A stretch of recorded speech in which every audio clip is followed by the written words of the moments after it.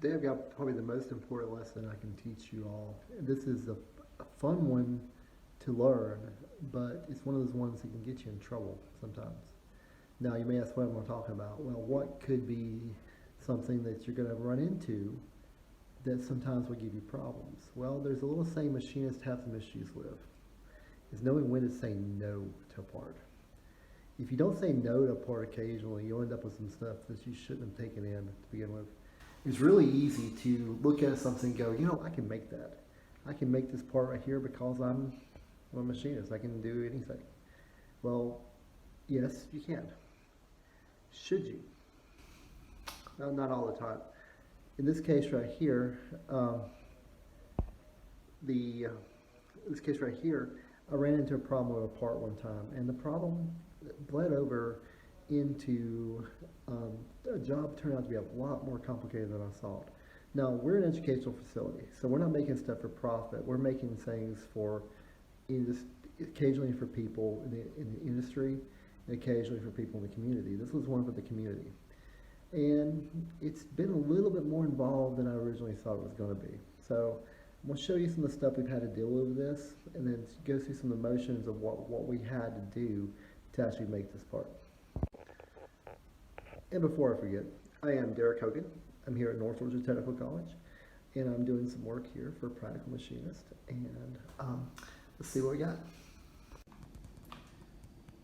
So what I have here is a brake lever.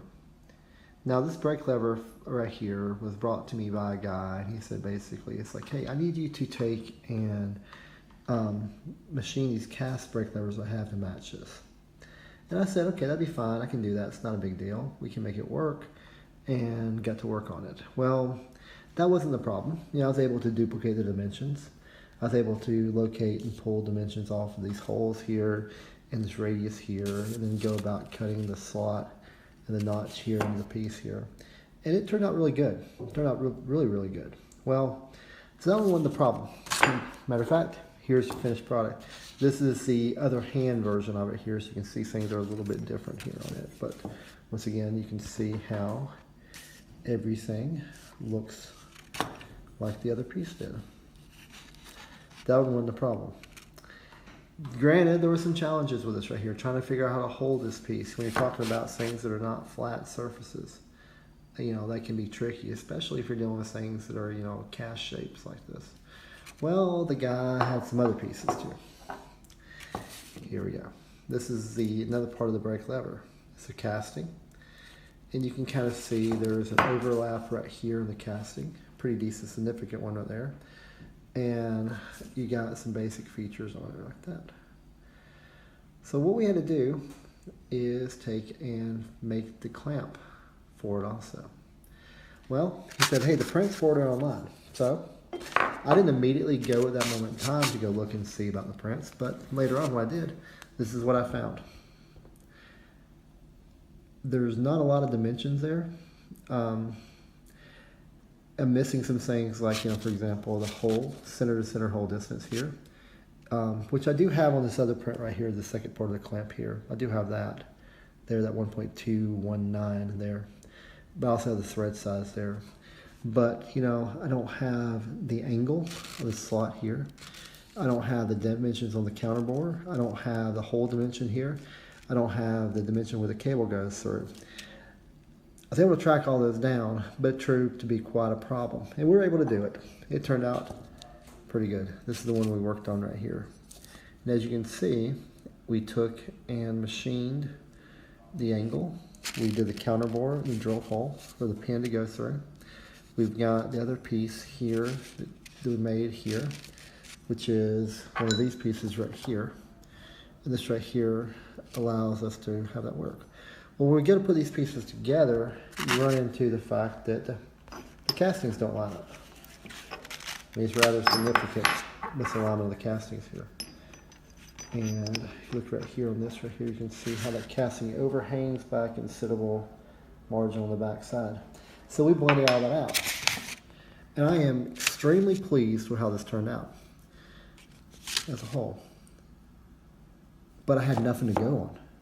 All I had to go on was this blueprint that's missing the majority of the information. Since I didn't have that information there, I had to come up with a way to make this piece.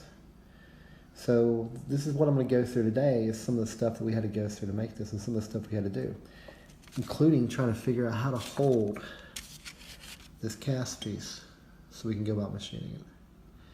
Now, one of the things that you run into with machining is when you're talking about cast pieces, you're not necessarily talking about things that are easy to clamp. You know, we did not have a lot of flat surfaces on this piece. We, matter of fact, had virtually none. So it became a problem about trying to clamp it and to hold it and trying to get it to work. So we had to figure all this out. Now, some stuff is rather straightforward, and these were pretty simple to hold, pretty simple to work on. If it had been just this piece right here, we would have been okay. It really was this piece right here that was the problem. Okay, first step we blended this out with a file here.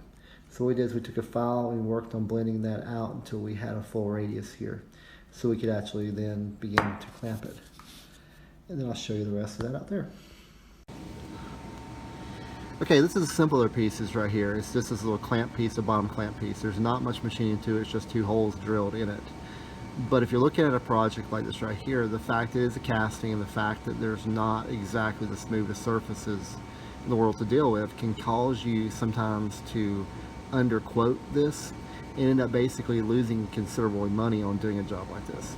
Now, if you're trying to do this, you gotta have to factor in several things. One, how do I clamp it? In this case, I can clamp it in the vise. The vise is gonna hold it sufficiently. That works fine. Next thing is, what do I need to align? Well, one thing I'm going to have to do on this right here is I'm going to have to align the 2 top surfaces here. Once again, we are dealing with a casting. And with casting, you're not going to necessarily have the smoothest surfaces to deal with. So what I'm going to do here is do the indication process on the top of this piece right here, so I can basically get it lined up. And then now, what features can I use to locate off of? I could use these outside edges right here, and the same thing over here, and work off the center, but that's not where it's going to clamp. I could use the inside edges, but as you can see, you know, that's not going to be the best thing in the world. It's going to clamp on a piece of 1-inch stock, or 1-inch bar, basically. So I could use a piece of 1-inch rod. Then it becomes a problem of how to hold the 1-inch rod to be able to indicate that in, and what I need to do with it. Well, that's what we're going to look at right after we do the indication of this, is what can I use to actually be able to locate this off the center of this right here. Okay, the first thing I want to do with this right here, getting set up, is I want to get roughly level. Now, this is not a precision level here, but I can still use it as a comparison here. I'm using the bubble level on the square head of the combination square set. As you can see, it's hugging that right side line there. So I'm going to use that line there as kind of a reference there. So what I can do is put this on top of my piece here and see how my piece is sitting. You see how it's hugging the other side. So that tells me automatically that I'm a little bit high. And in most situations, this would probably be accurate enough to do what I need to do. So what I'm going to do is I'm going to loosen this up. And I'm going to make a slight adjustment here, just a little bit of pressure on this one side here. And I'm going to rotate this around until it's about like it was before. Check it again, see how it's looking, put a little bit of pressure again.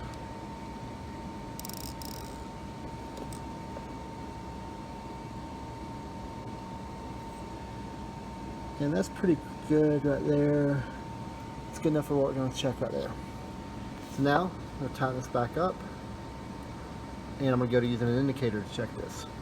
The reason I want to use an indicator is, you know, that'd be accurate enough in most situations, and for this piece is more than likely perfectly fine. But there will be times that you need a higher degree of accuracy. So what I'm going to do is touch off on this surface here, zero out, move over here and see how it's checked. And then I can zero it if necessary, bring it back to zero on one side. So it basically ends up being a true piece. Okay, now I have got this in there, and I roughly indicated it in using the combination square head, and now I want to see how this is right now. So what I've already done is I've already zeroed on this side over here and then moved across over to here. And you see I have a 5 thousandths reading right there. So what I'm going to do is bring it back towards 0. Gotta try a couple thousandths and see how much it moves and then see if it repeats. Now here's a tricky thing with this. I've got to tap this area right in here without hitting the indicator. So I cut myself a little piece of brass rod here that I can use for this right here. This should help with that. Let's see if I can get my camera set here.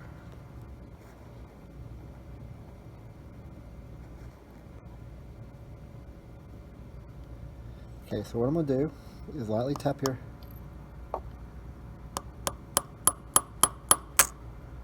And I bumped the indicator. I had not seen much movement, so I'm going to go back to where I was at before.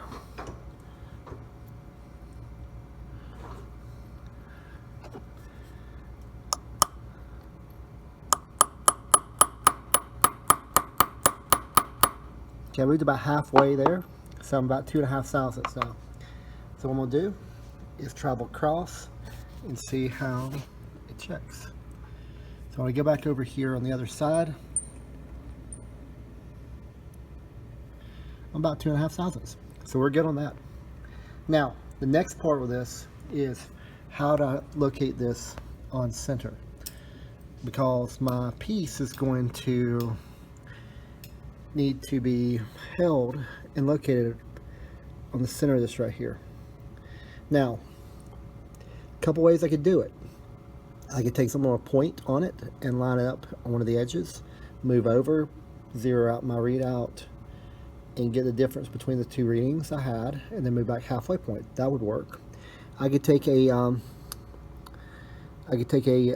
edge finder, come in here and touch off on one side, zero out, move over to the other side and zero out. Both of those ways would work okay, but neither way is great. So what I'm going to do is take a modified piece of round stock that's going to fit it.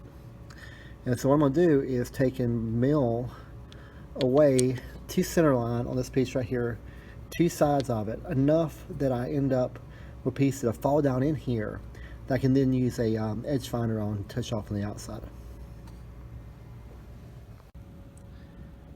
Okay, now I moved mills because of the fact that, I didn't want to break my setup down over there. So I moved over to another mill. Now, you may not be fortunate to have 2 mills. That's one of the things that could have got you in trouble. You get started on this right here and you go basically, well, how am I going to indicate this in? Then you realize basically you've got to go back and take your piece out to make the part to be able to do this right here. So if you don't have a second mill, that's one of the things that could cost you some extra time that you didn't consider. And also, just the nature of how am I going to indicate this in accurately, and how am I going to get this where I can actually locate off this and have the piece be right and usable. So what I did over here was I took it to another mill that we had. I have it ready to go in here, and I'm going to go about milling this down to the halfway point. I'm going to do this primarily off camera, but you'll see the gist of what I'm going to do here in a second. Okay, I've lightly touched off on the side of this. You can see it. You look right in there. And I'm going to take my readout here. I'm going to zero it out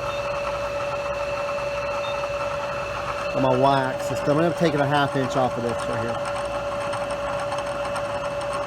Okay, so now as I start working through this right here, I'm taking material off. It's going to end up taking about 1/2 inch off this right here to about center line here.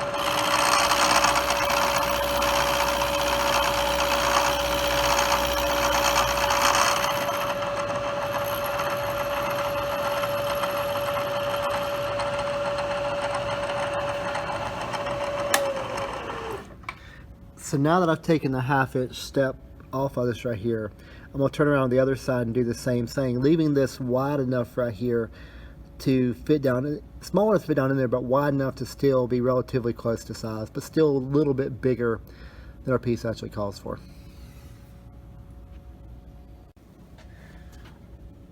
One thing I did here is you can see I'm using the solid jaw to locate and time this and keep this flat, so they end up with the piece being orientated correctly.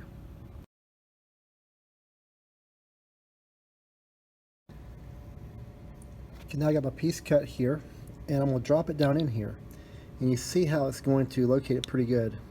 And I'm going to push it up against the back jaw here.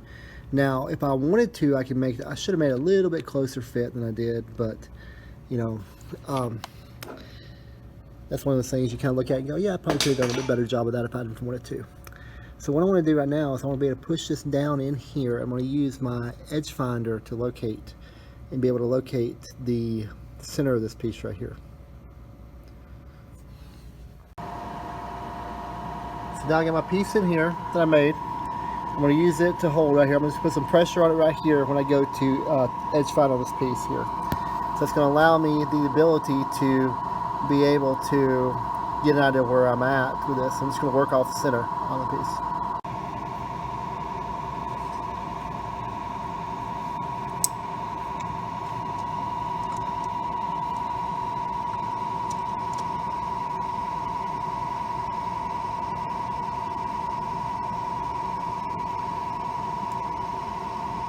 One thing that matters with this is I need to keep my Z heights the same, so I make sure I don't accidentally have a diameter change that occurs when I go to touch off. And I want to try to get my Z where it is just a little bit below the top bottom of my part right here, part I cut.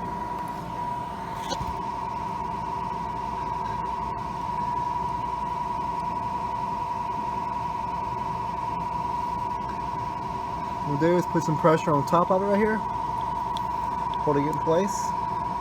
I'm going to come over until my edge finder does its thing.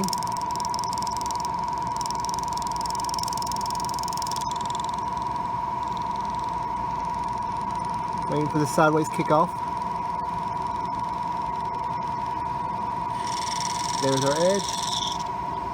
So now I come up here to my DRO and I'm going to zero my X out right here. So I want to do, on this right here, I want to do X, incremental set, or maybe ABS 75. Either one, it just gives you two options there.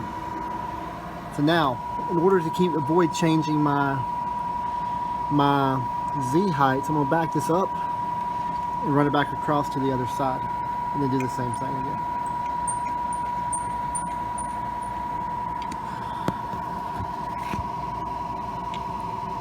I'm going to run it back in, put a little pressure, push it up against the back and down. Like I said, you're going to wish sometimes you had an extra hand doing this stuff. And I'm going to bring it over till I touch.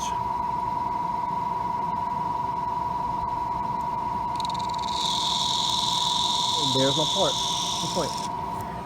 I've got a reading of 1.506. So what I want to do is raise my part up, move back half of that. By going back half of that, I'll be on center line, which will be 753. Let's go to 753.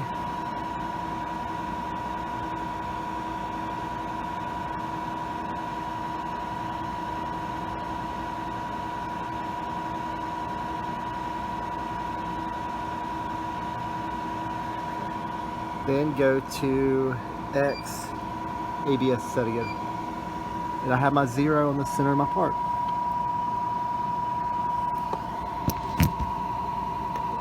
Next part will be doing the center of these other two features, which honestly the best way I can do that, I'm going to switch to the other side of my edge finder here, the smaller side, is to touch off on the solid jaws. That casting will not be as accurate as some other ways I could do it. So what I'm going to do is, okay, now I got my indicator down in my edge finder, not indicator, down in the slot there down below the top surface of the vise. Do the same process I did before. I'm going to move over, touch off, wait for it to kick to the side. Then I'm going to go here to my y-axis. I'm going to zero it. Go to the other side. Repeat the process.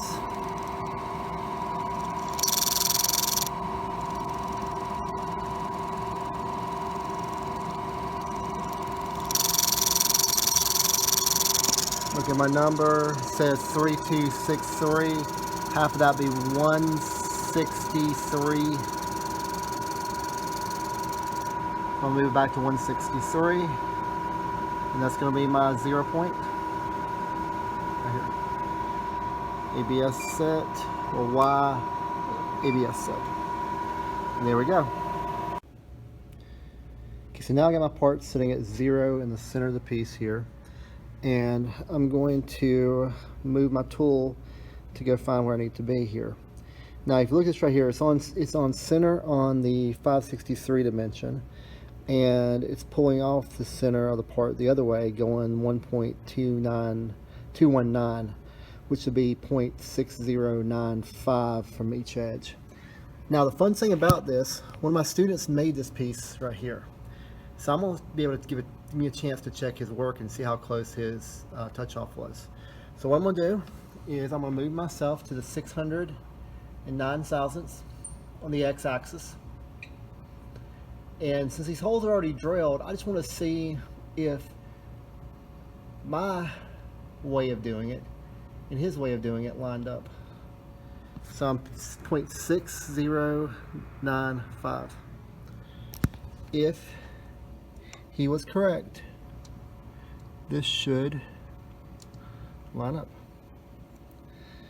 And I'll do the same thing on the other axis to the negative 0.6095. So now I went to negative 0.6095, and if I check this one right here, just like the other one, it works also. So overall, he did some nice work on this piece. It made it actually work. Now, we still have the other casting piece to do. Now, we still have this other piece to do. Now, I have to admit, I was originally going to put these two into one video here, but I realized the more we got involved with this piece right here is an entire video all to itself. So look for that coming up soon. Once again, I am Derrick Hogan. We have North Georgia Technical College coming for you today, doing some work for Practical Machinist. If you have any questions, comments, or anything you'd like to see, be sure to put it in the comments, and do not forget to like and subscribe. Thanks.